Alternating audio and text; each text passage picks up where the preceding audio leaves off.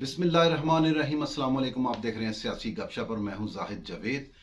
RSS के इंतहा पसंद हिंदुओं की जमात जो कि पाकिस्तान दुश्मनी में कभी पीछे न रही, उसके सरबराह नरेंद्र सिंह मोदी और उसकी अफवाज और उसके मीडिया ने मिलकर पाकिस्तान के खिलाफ एक घनौना प्रोपोगंडा 2 दिन से शुरू कर रखा है, जिसकी तफसीलात इस खबर में हम आपको देंगे। लेकिन उससे पहले हम आपको रावलपिंडी बार में हुई आज एक कन्वेंशन की सूरत हाल बताना चाहते हैं।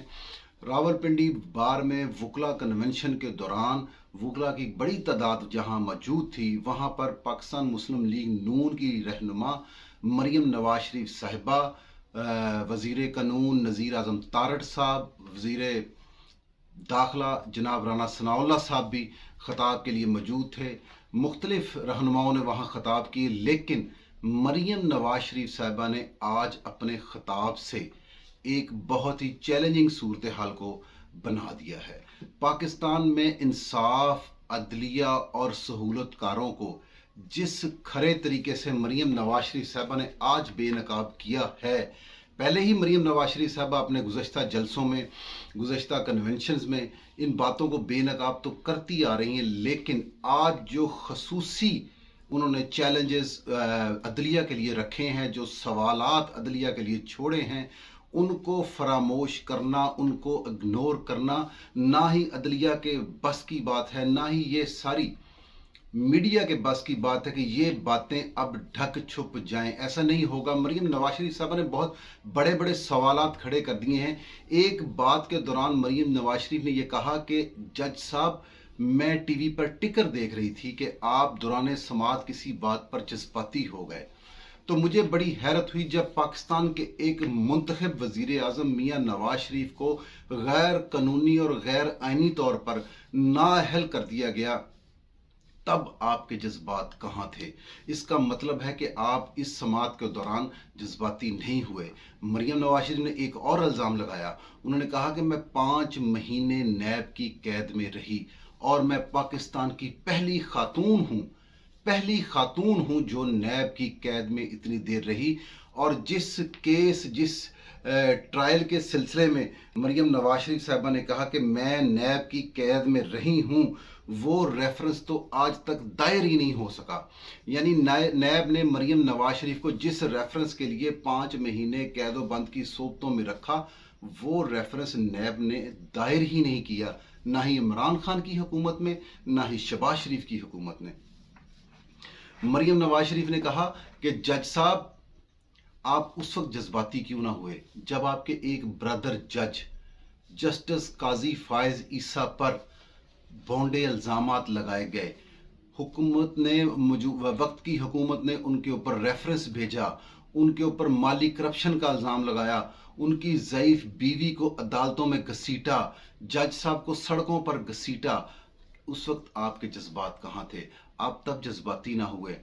और मरियम नवाज शरीफ साहब ने मजीद कहा कि लोग हमें कहते हैं कि काजी फायज ईसा हमारे जज हैं, या हम काजी फायज ईसा के हक में बात करते हैं, लेकिन काजी फायज ईसा पर जो रेफरेंस दायर किया था, वो रेफरेंस इमरान खान हुकूमत में दायर हुआ था। क्या उस वक्त भी मरियम नवाज शरीफ साहबा के कहने पर काजी फायज ईसा पर रेफरेंस दायर हुआ था?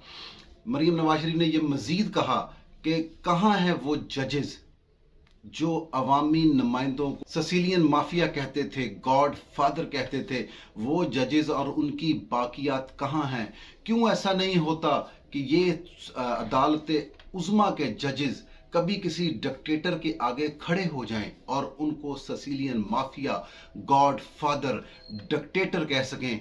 जबकि होता ये रहा है कि अदालत उज़्मा हमेशा से डिक्टेटरों को दुआम बख्शती रही है, उनकी ताकत में इजाफा करती रही है।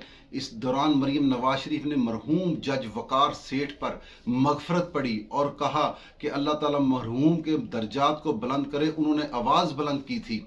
वो पाकिस्तान के गयूर और बहादुर जजों की फहरिस्त में पहले नंबर पर आए हैं, वकार सेठ, जिन्होंने एक वक्त के डिक्टेटर और फ़ारूक को सज़ा सुना दी। जनरल मुशर्रफ को सज़ा सुनाने वाले सेठ वकार को मुबैना तौर पर कत्ल कर दिया गया और उनकी अदालत को उड़ा के रख दिया गया। उनकी अदालत बची ना जज साहब बचे।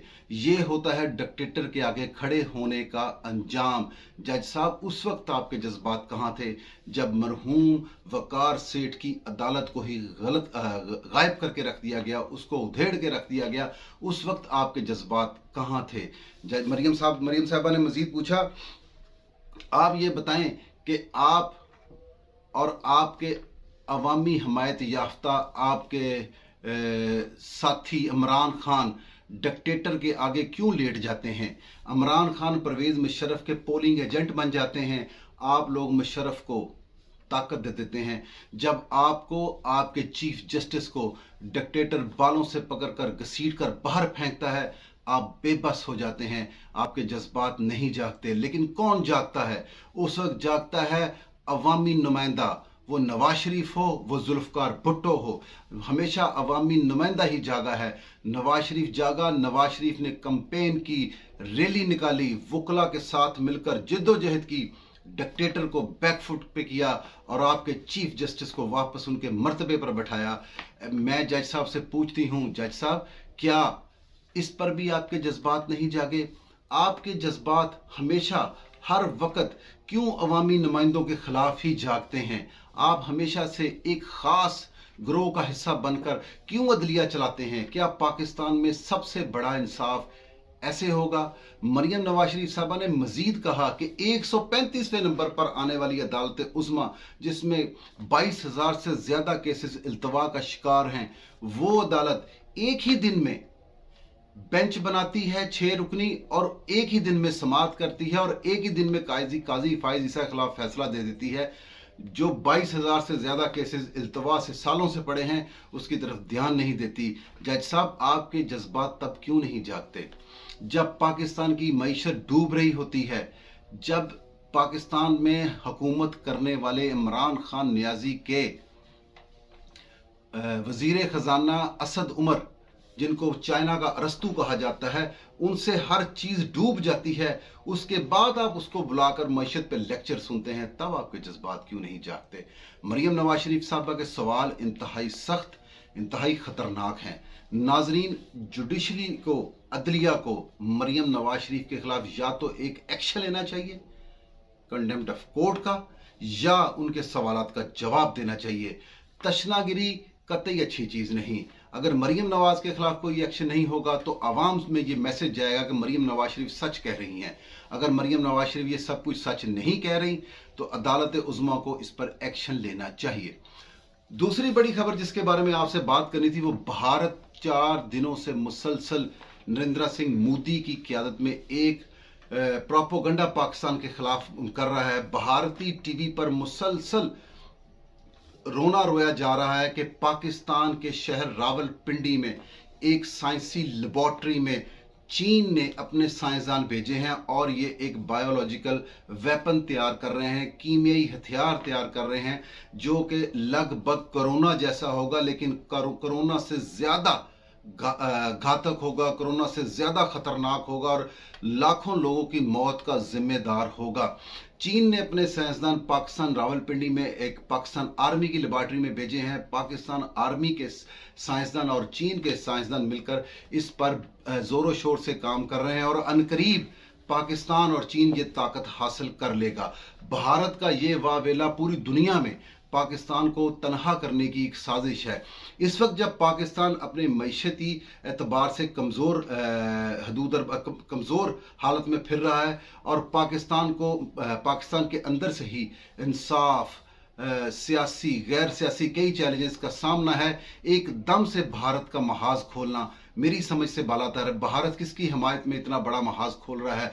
भारत पूरी दुनिया में ये बात अब फैला रहा है कि पाकिस्तान कीमियाई हथियार बना रहा है और ये कीमियाई हथियार भारत के लिए नहीं, पूरी दुनिया के, खास करके इसराइल के लिए बहुत खतरनाक हो सकते हैं। पाकिस्तान को IMF से दूर करने में, पाकिस्तान को क्राइसिस में मजीद डूबने और डुबोने में भारत अपना पूरा किरदार अदा करने की कोशिश कर रहा है। नाजरीन, भारत की ये दलेरी बिला वजह नहीं। परसों जब पाकिस्तान चीन का बॉर्डर खुला, सी पैक दोबारा से चालू होने के आसार नजर आए तो भारत को अपनी शिकस्त एक बार फिर दिखनी शुरू हो गई। भारत अपनी शिकस्त को लेकर ऐसे झूठे प्रोपोगंडे पहले भी कई दफा कर चुका है।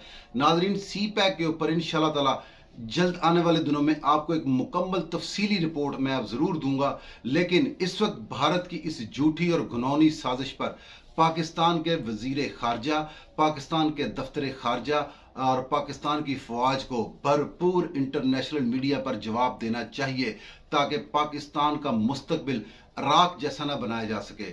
नाजरीन, बाकी तमाम फैसले तो आपने ही करने होते हैं। इंशाल्लाह ताला कल फिर मिलेंगे। जहां रहें, जिस हाल में रहें, अल्लाह की अमान में रहें।